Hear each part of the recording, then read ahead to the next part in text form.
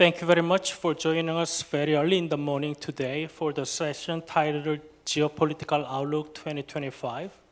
My name is Woo Jung-yeop. I'm the Senior Vice President of Global Policy at the Hyundai Motor Group. Year 2024 has been marked by growing geopolitical instabilities in the global order, including the ongoing war in Ukraine, extreme volatility in the Middle East, intensifying strategic competition between the United States and China, and the increased cooperation between Russia, China, and DPRK. Against this backdrop, the global elections of 2024 raised profound questions about the future direction of the international community. There's mixed anticipation surrounding this issue. Will the elections in the US, Europe, India, and Asia guide us toward resolving today's pressing problems? Or will they further fuel rising nationalistic tendencies around the world? To gain insights into this inquiry and anticipate what lies ahead in the coming year, we'll hear from the world's leading experts on whether it is possible to strengthen the resilience of the rules-based international order or not. The speakers in this session will share their views on the dynamics between the idea of the strengthened rules-based international order, the realities of the nationalistic approaches, and the challenges to the existing order and norms. I'd like to very briefly introduce the panelists of today. To my left, Karin von Hippel, the Director General of the Royal United Services of Institute. Mr. Hirohito Hogi, Senior Research Fellow of the Institute of the Geoeconomics at the International House of Japan. We have Harshit Pant, Vice President of the Observation Research Foundation of India. Last but not least, Dr. Dan Twining, President of the International Republican Institute. So I'll start with Karin and Harsh with our first question. What concerns you the most in 2025, especially from Europe's perspective and India's perspective? You can provide your own view or region's view on the concerns in 2025. Karin, please. Okay. Well, thank you very much for inviting me today, and it's a great pleasure to be here with all of you. What concerns me in 2025 is really at the macro level, relates to these enormous shifts that are underway. I think the U.S. National Security Advisor, Jake Sullivan, put it very well last year when he said, we've been in this post-World War II order since the end of the war, and we're now shifting away from that into something else. And we don't yet know what that something else is. And so all of these elections, you mentioned the elections already, Jung-yeop, over half the world will be voting or has already voted this calendar year, which is quite extraordinary. And the last big election will, of course, be the U.S. election. So really, depending on who wins in the United States, will really impact the role that the United States plays in terms of, let's just say, resurrecting this rules-based order, which has been under some strain, or potentially if Donald Trump wins again, I think things could go in a very different direction because he, as we all know, is less interested in alliances and partnerships and more interested in, America going it alone in a number of ways. So I think the challenge will be, for the United States anyway, will be very dependent on the U.S. elections. And then for the rest of the world, because we've seen these enormous shifts, the rise of China, India becoming a superpower, Europe, going through a lot of changes as well, it's really hard to say where things might go. So a lot of it, in terms of the U.S. leadership, whether or not U.S. leadership is here at the same levels will depend on what happens in the U.S. election. Harsh, please. Thank you, and once again, thanks, for making me part of this conversation. I have a slightly different take on this, and both you and Karen laid out the sort of the macro picture. But I think as an observer, of international trends, and also someone who comes from India. What concerns me is actually a sense of despondency that we have, that we are living with at the moment. There is, if you look around the conversations that people like us have, almost always it starts with doom and gloom, that look, it's so bad, everything is falling apart. The West is collapsing, multilateralism is not working, balance of power is changing, China is rising, it's challenged. I mean, everything is partly true, and and I don't intend to suggest that things are moving in a particularly bright direction. But I think there is also a recalibration happening in the world, where a lot of the countries are also taking ownership of the global order. So you have the rise of so-called middle powers. You have a recalibration in the global economic landscape. You have a push towards defining the rules of the game in different sectors, which I think allows for new possibilities. And I see a lot of young people in the crowd. And I think we do them a grave injustice if we keep berating the fact that the world is all going down and somehow everything is very pessimistic. I think we are living at an inflection point, as Karen rightly said. We don't know what is coming. There is a lot of uncertainty. There is a lot of risk. But at the same time, there are also green shoots of optimism, and particularly coming from India, which remains, which voted in elections. And there was a lot of discussion about how democracy was dying in India, and we saw democracy thriving in India. We also saw, we have seen good rates of growth in India. There is a lot of optimism in India at the moment. And I think that optimism is a function of a lot of these factors, also particularly interesting demographic trends that India is witnessing. But I think this is also related to wider trends in a large number of so-called middle powers, mid-range countries, which are also now taking ownership, which are also defining the rules of the game, and which are almost being pushed by these factors to take broader responsibility, which largely we have sort of given it to the big powers. And I think that shift is happening, and perhaps it's not all for the bad. It's not all doom and gloom. I think we are looking at the world which is changing, but change in parts is positive, and in parts is also forcing us to rethink our own assumptions. Thank you, Harsh. I think like Karin focuses more on the darker side of the change, whereas like Harsh focuses more on the like brighter side of change. But what we can discuss and what we can further discuss among ourselves and with our audiences today is that how we can manage the change like stable, or it can be managed in a stable way. So now I will turn over to Dan and Hiro with these follow-up questions. Like, do you agree with like Karin and Harsh's assessment of the current like geopolitical landscape? If at all, how different is your view? Dan, please. Thanks, Jim Yelp. I'm so pleased to be here with you and this distinguished panel. So I'm an optimist, partly because I lived in India, so I inherited some of that optimism.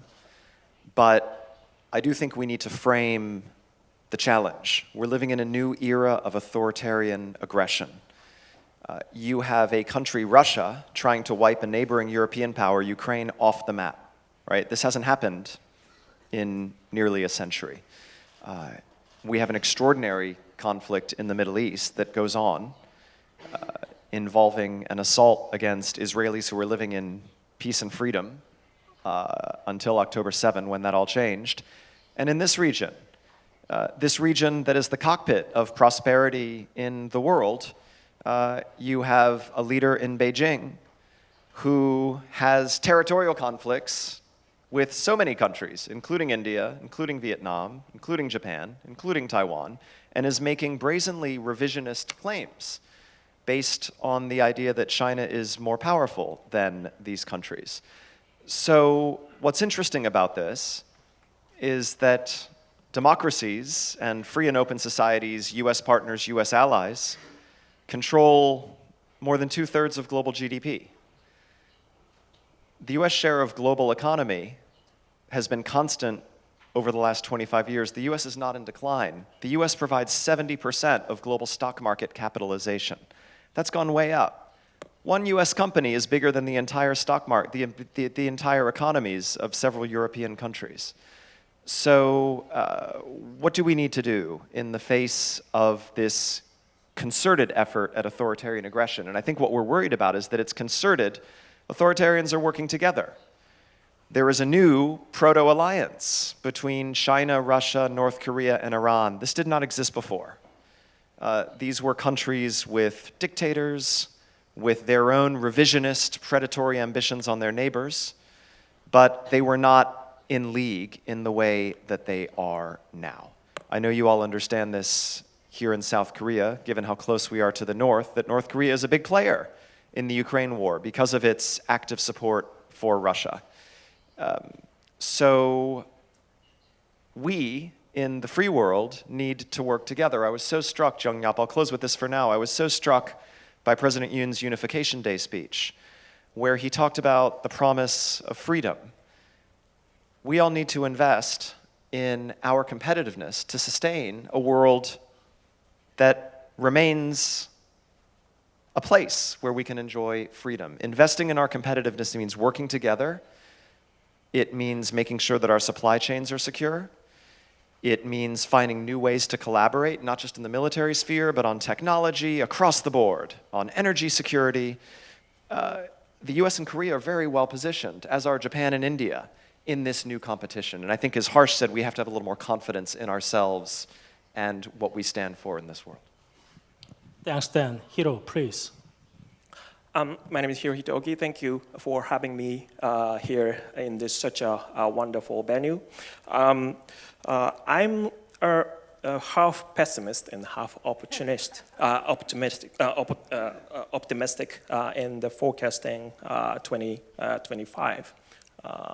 I can only focus on defense issues because of my background, but even though the elections in democratic world matters to a very big extent, I think the actions by non-democratic states are very influential, especially China's possible move toward Taiwan is the biggest and foremost concern for me as a Japanese.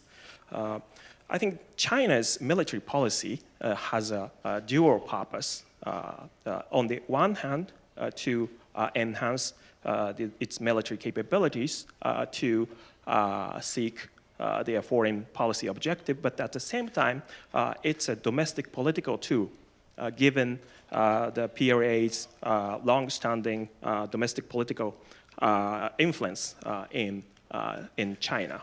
So I think the Xi Jinping's anti-corruption campaign starting from 2023, resulting in the dismissal of former two defense ministers, signals a kind of a bad implication toward regional security. We can be reminded of the fact that the Xi Jinping's military reform in 2015, establishing the joint theater commands and transferring the amphibious brigades from the Army to the Navy Marine Corps, were followed by its military assertiveness toward Taiwan, like starting from Taiwan in the era of Tsai Ing-wen's administration. So I think the recent anti-corruption campaign is accompanied by the disbanding of strategic support forces, which are crucial to support China's conventional military capabilities.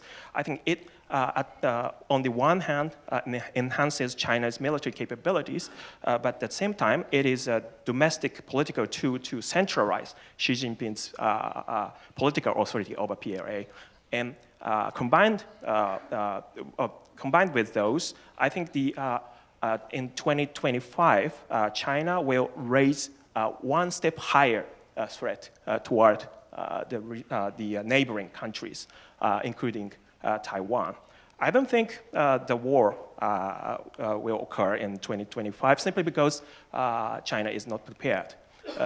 But I think the security environment will be deteriorating a little bit more. So that, because of this reason, I think that deterrence, enhancing deterrence, is crucial for maintaining the security in the region, and also change a little bit the calculus of Xi Jinping's, balance between the concern in the international affairs and his objective in domestic politics. So in this context, I think our Japan, South Korea, United States are on the very right track to consolidate the total defense capabilities. Thank you, Hiro.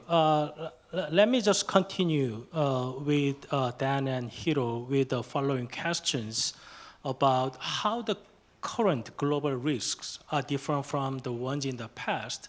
Dan, you said you are optimistic, but I'm not sure whether you are optimistic or you want to be optimistic, because you emphasize the differences between democracies and non-democracies and how it challenges the current global order.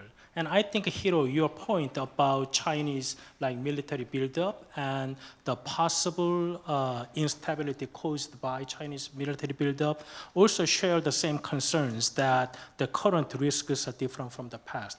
So Dan, how do you think the current risk we are facing right now is different from? So is it something that, as Harsh mentioned, is it just a part of the change that we always see in the past, or the change or risk that we are seeing right now is very much different from the past in the nature? Things now move much faster. I don't need to tell you, here in the home of a technology superpower like South Korea. We worry very much about gray zone forms of conflict, right? Conflict in cyberspace, conflict using technology rather than soldiers firing bullets, conflict in space that can take different forms. We worry about state capture when China builds your telecommunications infrastructure. Maybe there's no conflict, but your country suddenly has lost some real sovereignty and independence. We also see, in many ways, we don't have the stabilizing order that you had either with unipolarity in the 90s or bipolarity in the Soviet US competition. You've got the rise of new powers. India is a future superpower. It's not a middle power. It's a rising great power, fastest growing big economy in the world. Obviously, Korea is such an extraordinary story. We see middle powers in the Gulf states really playing their cards very differently and very ambitiously, right? So to me, I think from a diplomatic and security perspective, there's so much to work with, because the US actually has many more capable friends and allies. In the Cold War, the problem was that our friends and allies were quite weak. Actually, South Korea was an exception, because you always had an outstanding army. But in fact, during the Cold War, the conundrum for the United States was, how can we defend Europe, right? Europe had demilitarized. How can we defend Japan, which was pacifist, right? Now Japan's going to have the world's third largest military budget in just a couple years. So there is all this capability. If you ask me whose technology I would rather rely on in a competition, it would be American technology, Japanese, Korean, Indian, not Chinese, not Russian, not North Korean, right? So in many important respects, Matt Pottinger, former Deputy National Security Advisor, is on my board of directors. His argument is that this US-China competition is a technology competition. And I actually think that's not just true for the US and China, that's true for many countries. Open societies should be much better placed to win a technology competition. In China now, you cannot even issue candid analysis of the state of the economy, because that might impinge, you might offend the great leader Xi Jinping. Open societies are much more capable of innovating. Societies that are not state-directed are much more capable of freeing their people's ingenuity to achieve great things, including in the technology revolution. And I think you'll see a lot more coming out of India in this regard. Thanks, Dan. Hiro, please. Thank you. I think Chinese strategy or tactics hasn't changed so much for these 10 years and 20 years. Its tactics toward the Senkaku Island is quite similar to its military provocation toward Taiwan. It kind of, I would dare to say that it pretends to be reactive to the actions initiated by their target entities. The Chinese intrusion of patrol Coast Guard vessels into the territorial waters around Senkaku in 2012 was followed by Japanese cabinet decision on nationalization of the land ownership of the Senkaku Islands. But Japan's action was not by military tools. Nevertheless, China employed the forcible measures. Likewise, in 2022, the U.S. Speaker Nancy Pelosi's visit to Taiwan was not a kind of a military action, but nevertheless, China responded with military measures. So China's tactics are similar. But the difference is actually the material. There are the shifts in material power, especially the military capabilities. China is growing its military capabilities, I don't think the U.S. military power is declining, but there is a perceptual gap between what the U.S. actually can do and what the U.S. thinks it can do. Of course, the current administration's foreign policy toward East Asia is in a very good shape. But I can see some the worrisome signs in the U.S. Domestic political debate, like the drawing an analogy of the assistance to Ukraine to assistance to Taiwan. So I think. As I discussed earlier, because the main driving factor of destabilizing this region is kind of a Chinese domestic power struggle, the resolve, the very robust resolve from the outside, it will play a fundamental role. So that means I think as a Japanese, I think the U.S. leaders, it's better for them to perceive their own capabilities, which actually can cope with this troublesome matters. Thank you, Hiro. So for my questions about how the current global risks are different from the past, Dan pointed out that technology matters because with the combination of the political structure of the country and with the different pace of the technological development, if they combines, it can pose the much bigger threat compared to the past. And I think what Dan mentions reminds me of the analogy that a knife in the chef and knife in the hands of the thief. So it's the same knife, same technology, but who owns that technology or who owns a knife make the situation very different. The hero's point is that the difference he sees is the Chinese military capabilities. So China has been there for a long time, but China, the current status of the Chinese military capability makes the things different, and how it's perceived from outside observers are different. And also, Hiro mentions about the U.S. capabilities, about what U.S. can do in the case of the possible conflict situation elsewhere. So now I'll ask Harsh and Karin about whether they agree with Dan or Hiro and how their point of view is different from theirs. Harsh, please. Yeah, I think I agree with both Dan and Hiro, and with a slight shift of emphasis in the sense that I think two things from a perspective of a country like India, for example, that had not been part of any alliance system through the Cold War. and is now adjusting to this new world, I think two things stand out. One is this turn of debate in our Western partners, which have become very, very inward-oriented.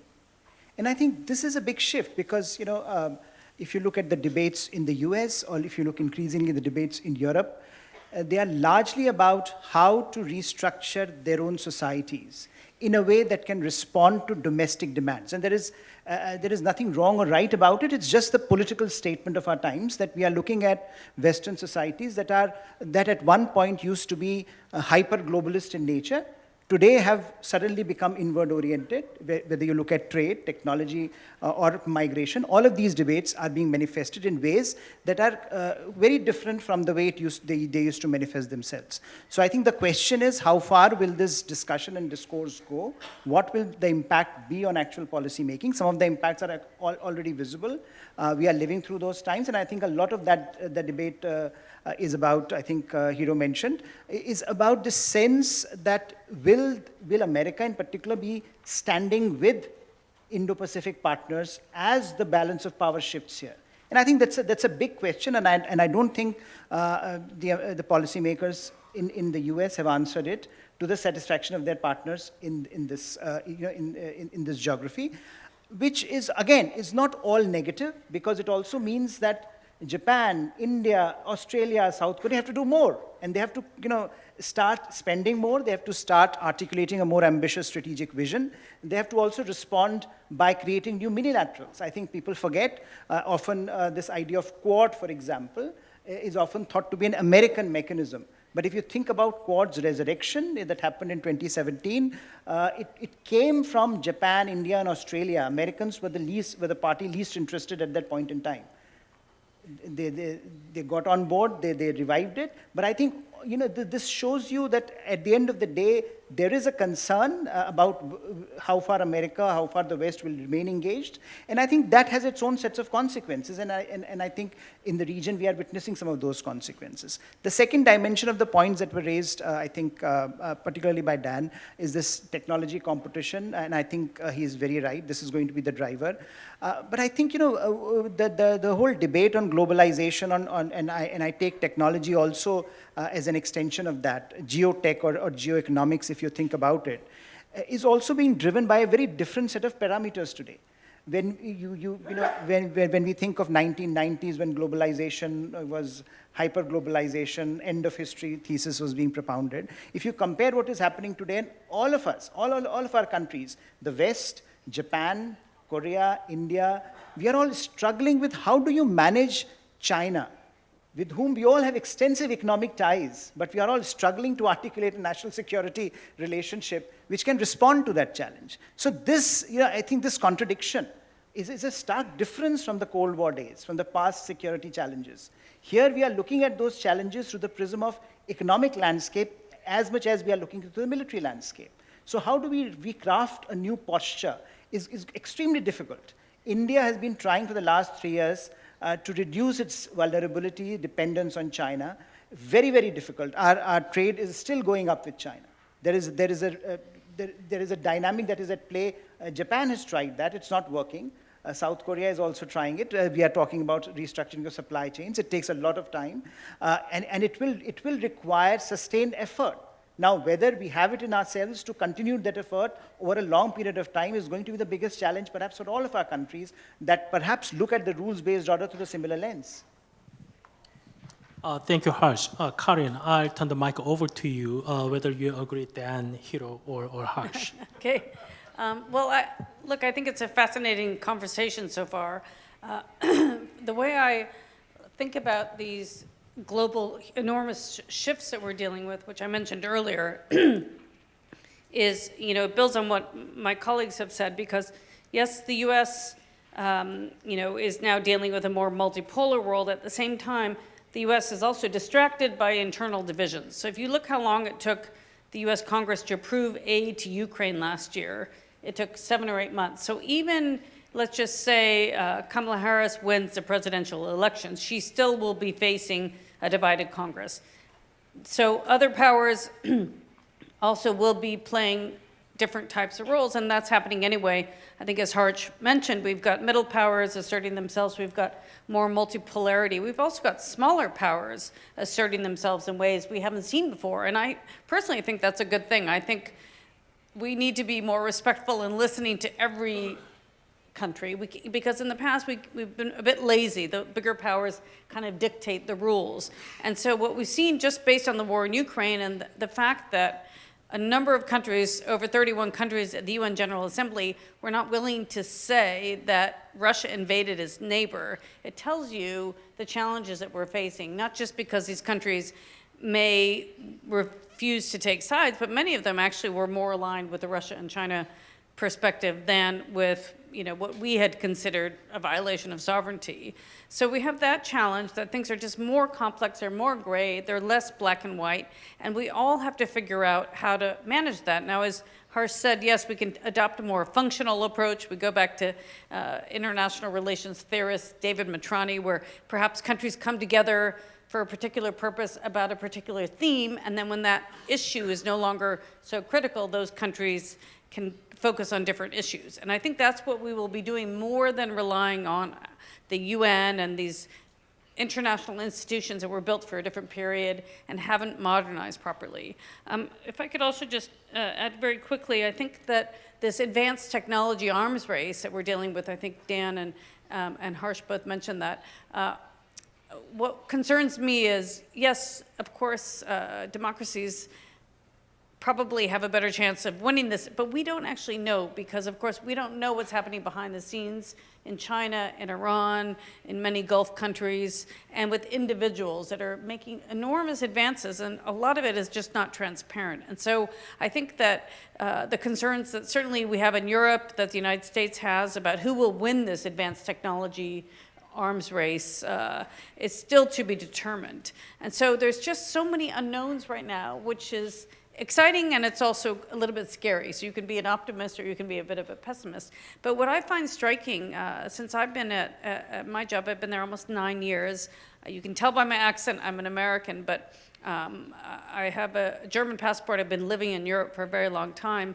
And when I first moved to London for this job, we would go to Korea, to Taiwan, to Japan, and generally the view in this part of the world was, look, Russia is not our problem, China is our problem. You're in Europe and they say, China's not our problem, Russia's our problem. Now I think things are fusing. I think Dan mentioned earlier, North Korea is part of the reason, right? North Korea providing weapons, ammunition, et cetera, for the war in Ukraine, that it's all fusing together. I mean, I was on a call the other day with some New Zealanders, and they're making the case now why Russia matters, why Ukraine matters to them, which you might not have seen that a few years ago. So the problems are global, they're more integrated, and far more complex, perhaps, than we have seen in the past. Thank you, Corinne. I have these follow-up questions for Harsh. You mentioned about our strong economic ties with China, but at the same time, we all have like similar security concerns with regard to China.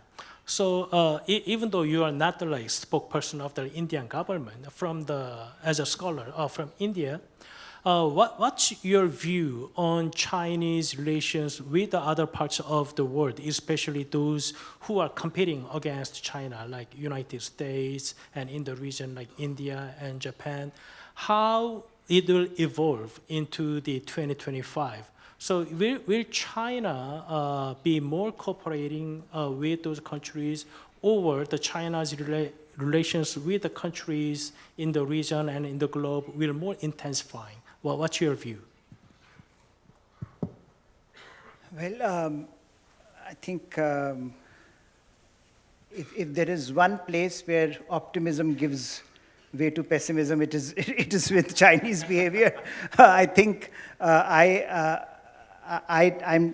don't think China's fundamental approach to many of the countries, particularly India and its partner countries, that India considers its partners, is going to change fundamentally. I think there can be some tactical adjustments. We have seen some, for example, commentary in China as to why China should be mending fences with India. We have seen some moves towards India by China. But fundamentally, the relationship is stuck where it was, say, in 2020 when the border clash happened and when Indian soldiers died. And all Chinese soldiers also died, but they have remained unidentified.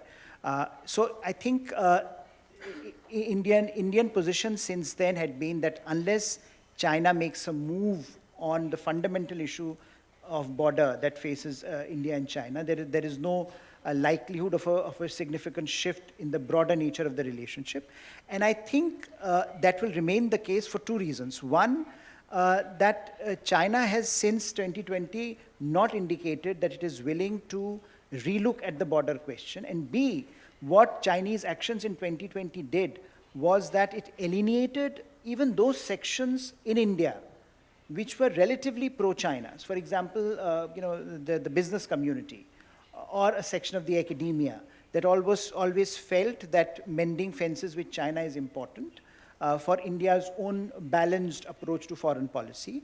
I think what has happened since 2020 is that all these constituencies are finding it extremely difficult to make their case, and there is a broader disappointment with China. So I think the ball is in China's court, how it handles India.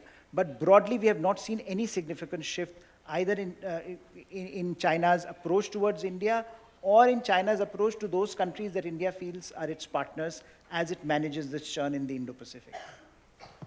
Thanks, Dan. I think I should be recognized by World Knowledge Forum as a good timekeeper. Our time's up. So with this, I want to conclude this session. Please join me thanking the panelists for their great insights today. Thank you, everyone.